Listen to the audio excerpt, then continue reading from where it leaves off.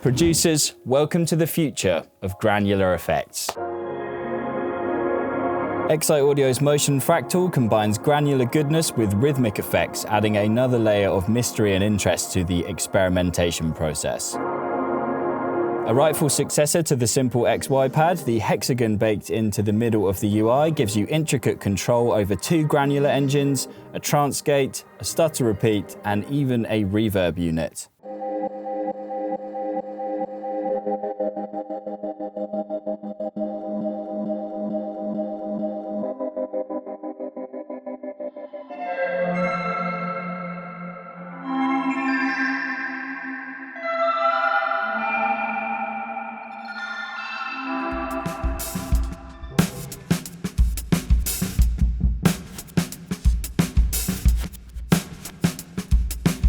Before we dive in and take a more granular look, sorry for the terrible joke, at the plugin, I'd just like to signpost the fact that there are 250 amazing presets to check out here. ATM Blossom, which is the first preset that I even checked out, absorbed about an hour of my time filtering various different sounds through it.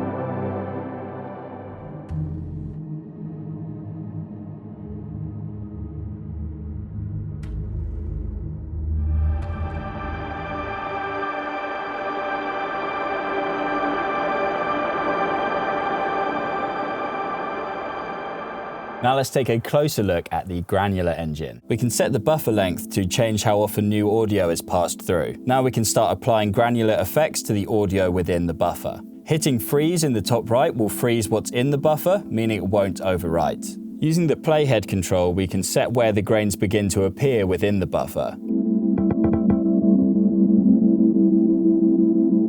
We can set this to scan across and offset the scan against the buffer.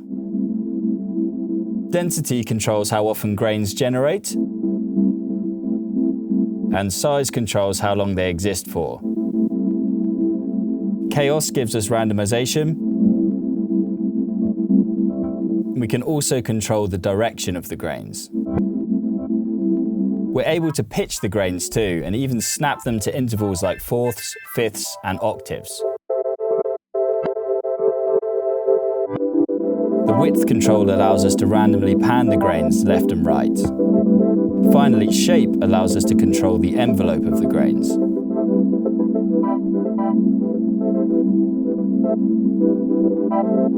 There are two grains engines here, so you can create some quite magnificent things by combining both of them. There's also a Trance Gate to play with. Simply turn a few of the steps off and you can emulate that classic gated sound that we all know and love.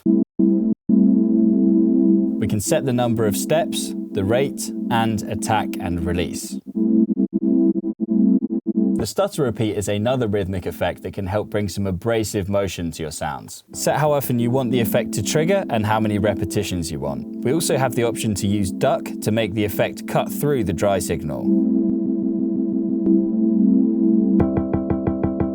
And finally, we have a great sounding and compact reverb, which is modeled from the one from Motion Dimension. Simply set the length and mix, and you're done. And don't forget about the Hexagon, which is baked into the middle of our interplanetary UI. This is where the name Motion really comes into play. Let's assign some parameters to the Hexagon. Grab the crosshairs and drag to any of the sliders. Now we can set our range. And you'll see by moving the mouse up and down the slider, we can move between the extremities of the range that we set. Once we have all of our preferred parameters mapped onto the sliders, we can play with the behavior of the cursor. We can set the cursor to attract or repel the dots. We can also set the range at which attraction and repulsion happen, alongside hold and release properties. Clicking the mouse can be mapped to turn attraction and repulsion behavior on or off. Now we can go a step further and automate a path for the cursor to follow. Let's draw a shape for the cursor to follow by connecting lines.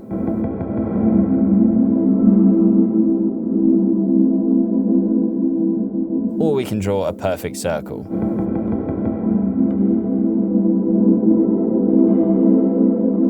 It's also possible to record a path using the cursor.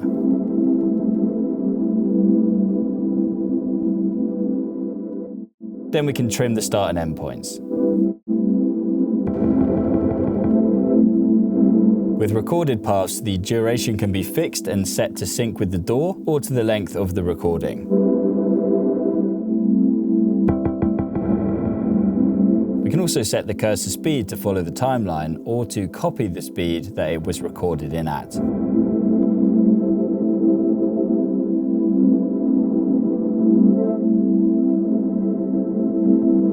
With both recorded and drawn paths, we can set the rate, retrigger behavior, and offset to taste. Combining all of these controls allows for very intense shaping of the input material.